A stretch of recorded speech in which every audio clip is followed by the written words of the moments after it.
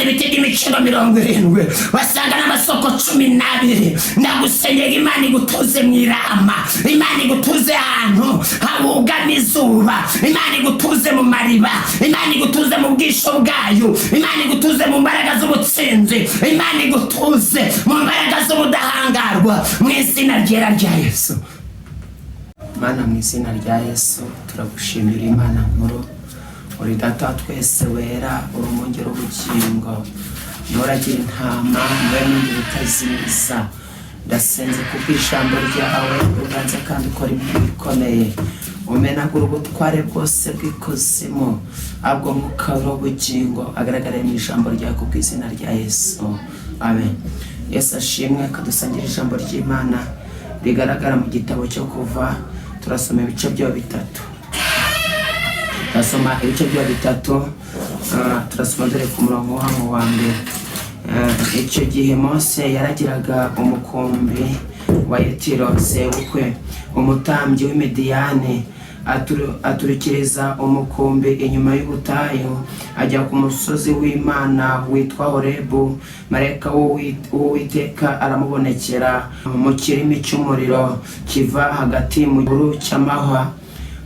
Areba abona icyo gihuru cyakamo umuriro, nticyakongoka. Mose aribwira ati, reka ntambike ndebe iri shyano riguye, menye igituma igihuru kidakongoka. Uwiteka abonye yuko atambikishwa no kubireba, Imana iramuhamagara iti iri hagati muri icyo gihuru iti, Mose, Mose. Aritaba ati, karame. Iramubwira ati, wikwegera hano kandi kwetura inkweto mu birenge byawe, kuko aho uhagaze aho ari ahera. Kandi iti, ndi Imana ya baso, Imana ya Aburahamu, Imana ya Isaka, Imana ya Yakobo. Mose yipfuka mu maso kuko atinye kureba Imana mu maso. Imana idufashe cyane. Yesu ashimwe cyane. Dusomye ijambo ry'Imana rigaragara mu gitabo cyo Kuva. Dusomye mu bice byaho bitatu. Imana ibonekera Mose. Mose ngo yararagiye umukumbi wa Yetiro. Imana ishimwe cyane. Dutangiye hejuru wa gatoya, Imana yishuriye Mose. Imana yishuriye Mose. Mose yarerewe kwa Farawo. Akimara kurererwa kwa Farawo, ariko yasangaga umunyegiputa arenganya Umwisiraheli. Yaramufashe aramwica, amutaba mu mucanga. Icyo gihe nicyo gihe Mose yahungiye Imidiyane, yakirwa na Yetiro, atangira kugeragira intama za Yetiro. Akimara gutangira kuragira intama za Yetiro, nicyo gihe Imana yaratambitse ngacangwa yoboye aragiye umukumbi. Muri uko kuragira umukumbi, Mose nibwo yerekeje intama, aziragiye zica inyuma y'umutayu. Ariko ngabona igihuru cyaka umuriro. Ngakimara kubona igihuru cyaka umuriro, ariko cyarakaga ngo nicyakongoka. Ngaravuga ngo reka negere hano ndebe iri shyano, ngo cyari igihuru cyaka umuriro, ngo arahise agisanga. Ariko Imana iravuga reka ivugana na Mose. Ikimara kuvugana na Mose, Imana yaramubwiye ngo, Mose, kwetura inkweto zawe mu birenge kandi wikwegera ahangaha, bera yuko ugeze nahera. Ravuga ngo ndi Imana ya baso, Imana ya Aburahamu, Imana ya Isaka na Isiraheli. Ngo Mose yipfuka mu maso, ngatinya kureba Imana mu maso. Imana yaramwimenyekanishije, iramubwira ngo ndi Imana ya baso, ndi Imana ya Aburahamu, ndi Imana ya Isaka na Isiraheli, ndi Imana yanyu. Imana yishuriye Mose mu gihuru cyaka umuriro. Mubwira ijambo rikomeye, Mose, kwetura inkweto zawe bera ko ugeze nahera. Imana mu isezerano rikomeye ravuga ngo, numvishe gutaka mu bwoko bwanjye mu gihugu cy'Egiputa, numvishe kuniha Imana yumvishe kuniha kwawe, Imana yumvishe gutaka, uko Imana yumvishe iminiho, yumvishe uburetwa, yumvishe ijwi ryinginga, yumvishe ijwi rihendahenda. Ariko yabonekeraga Mose kavuga ati Mose, numvishe kuraka ubwoko bwanjye mu gihugu cy'Egiputa, genda ubwire Farawo urekure, ujye mu gihugu cy'amasezerano, ujye kunamira ibitambo. Mose aguma gushidikanya. Mose amaze ati nababwira iki? Imana avuga ati Mose, nicyo ufite mu ntoki? Mose aramubwira ngo mfite inkoni. Agatinduka yayirambike hasi, akimara kwishyira hasi ya nkoni yahindutse inzoka. Mose abona igitangaza cy'Imana, ariko muri ako kanya Imana irongera avuga ati Mose, turongera utore inkoni yawe, irongera ihinduka inzoka, irongera ihinduka inkoni mu izina rye. Mose nawe ntabwo yagumye gushidikanya. Imana irongera amubwira ngo Mose, niki? Shira ikiganza cyawe mu gatuza. Muri ako kanya kigishyiramo, kivamo cyabembye, ngo agisubijemo, kigaruka gifite ubuzima. Mose aguma gushidikanya. Harabati mbese nzababwira karinde wantumye. Barabwira ati genda babwire ko nitwa ndiho, Imana yacu ni ndiho, ntakibasha kurogora umugambi wayo. Ni Imana ishoboye, ni Imana ihambaye, ni Imana yimura imisozi itayimenyesheje, ni Imana ikiza inimba, ni Imana ivura ibikomere, ni Imana ibohora ingoyi, ni Imana idasanzwe. Mose w'Imana aramubwira ngo nitwa ndiho kandi ndi uwo ndiwe kandi ndi n'uwera wa Isiraheli. Mose yagumye gushidikanya. Imana iramubwira ngo najye ku ruzi, agenda ajye kuvoma, azamura amazi mu rwabya, nagera ku gasozi ayasukeho, ngayo mazi ahinduka amaraso. Ariko Mose aguma gushidikanya. Imana irongera amubwira ngo Mose, nubwo gishidikanya, iramubwira ati Imana, none sinzi no kuvuga, nzi ko ndadidimanga. Imana avuga ati Mose, genda mwene Saroni azanira nk'umuhanuzi, uzajya uhanura ibyo uvuze. Ndakubwiye ngo Imana yacu ni Imana nyamana, ni Imana idasanzwe, ni Imana yimura ibihe, ni Imana yirukana ubutware bw'umubiri, ni Imana rubasha, ni Imana idasanzwe, ni umwungeri w'abera, ni Kristo wera, ni igitare kitanyeganyezwa. Ni Imana idasanzwe. Twasomye ijambo ry'Imana rivuga ko Mose arajya umukumbi w'intama za Yetiro, ngo yarawukukije, ngo azamuka ku musozi wa Horebu, musozi w'Imana.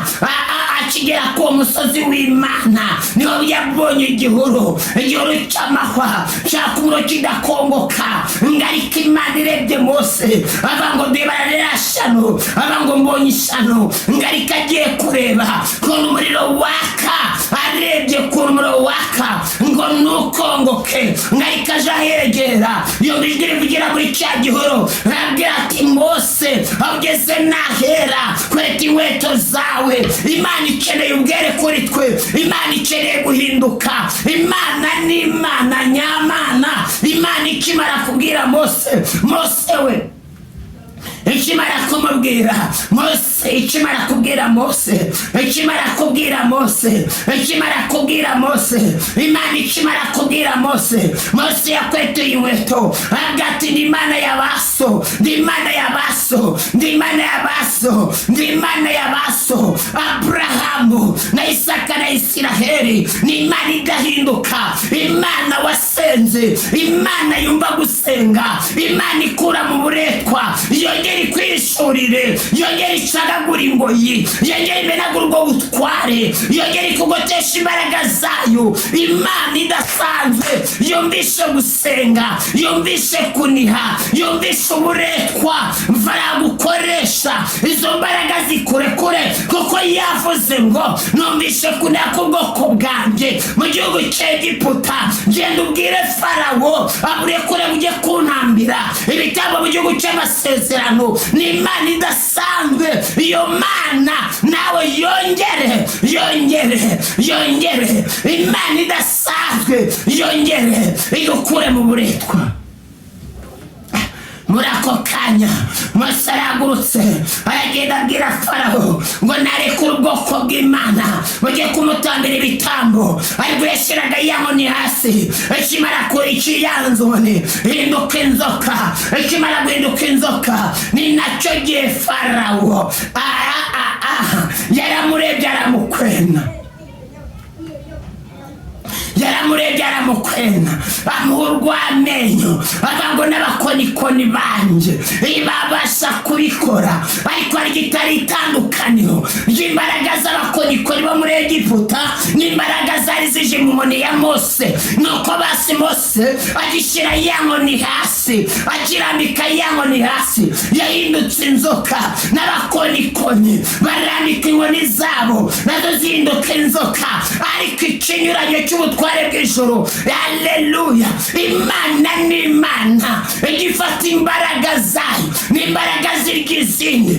Ya nkoni ya Mose yanize ubutware bw'abakonikoni, yanize inkoni z'ubutware bw'abakonikoni bo muri Egiputa. Hasigara inkoni imwe ya Mose yanize bwa butware. Ndagusengeye ngo Imana rubasha, Imana nyir'ubutware, Imana nyir'ubushobozi, inkoni yisumba byose, nyir'ubutware bwose bwari bukugose, nyir'ubutware bwose bwashaka kwica ubuzima bwawe, inkoni y'ubutware yongera isandaze ubutware bw'umwijima, inkoni y'ubutware imenagura izo mbaraga mu izina rya Yesu. Ngo akimara komera iyo nkoni Mose arongera arayitwara. Ngo ariko Farawo niyumva bagera kuri byinshi, reka ndengaho gatoya. Aribwo bari bahagurutse, imfura z'Abanyegiputa zose zamaze gupfa, zose zamaze gupfa. Ariko Uwiteka yari yasanze Mose aramubwira ngo Mose, mwenda umwana w'intama, mwenda umwana w'intama, mufate amaraso yawo muyasige ku manzo z'imiryango. Uko agiye kunyura amareka w'umurimbuzi, Imana ikorinda amaboko y'umurimbuzi, Imana ikorinda ubutware bw'umurimbuzi. Amaraso y'umwana w'intama ari Kristo wadutambiwe yongera agaragara ku manyizo z'imitima yawe. Kwera kwa mwuka bariko kugagaragaraho, kuko we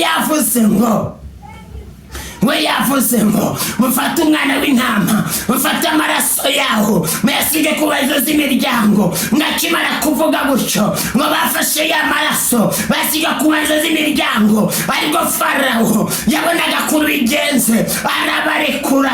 Ariko niyava ku izima Uwiteka yongera yamunangira umutima, ngarabakurikirana. Bageze ku nyanja, babonye imbere inyanja, babona imbani imisozi, babona inyuma ingabo za Farawo. Nubwo uri guca mu bikomeye, ukabona ugoswe n'akaga, ukabona ugoswe n'amakuba, ariko mu ijuru hari Imana ijya yishura mu nkingi y'igico, ikishura mu nkingi y'umuriro, igendera ku nziga z'amagara y'Abanyegiputa. Ubwami bw'Imana buracyakora. Kristo uko yarari nanone aracyakora. Ndagusengeye Imana rubasha indire ku nziga n'amagara y'Abanyegiputa. Imana ibwira Mose, Mose nicyo ufite?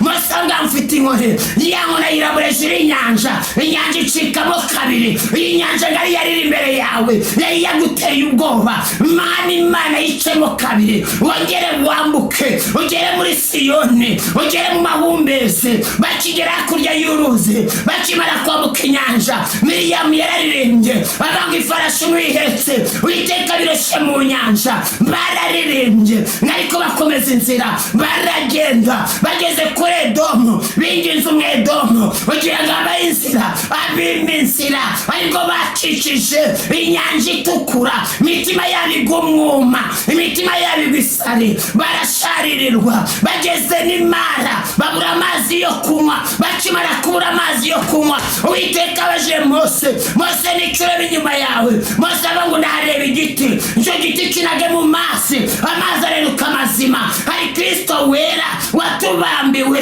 ujye umanura ibyahumanuwe, ujye umanura ibyahumanijwe. Hari Kristo wera ujye ubuzima batabufite.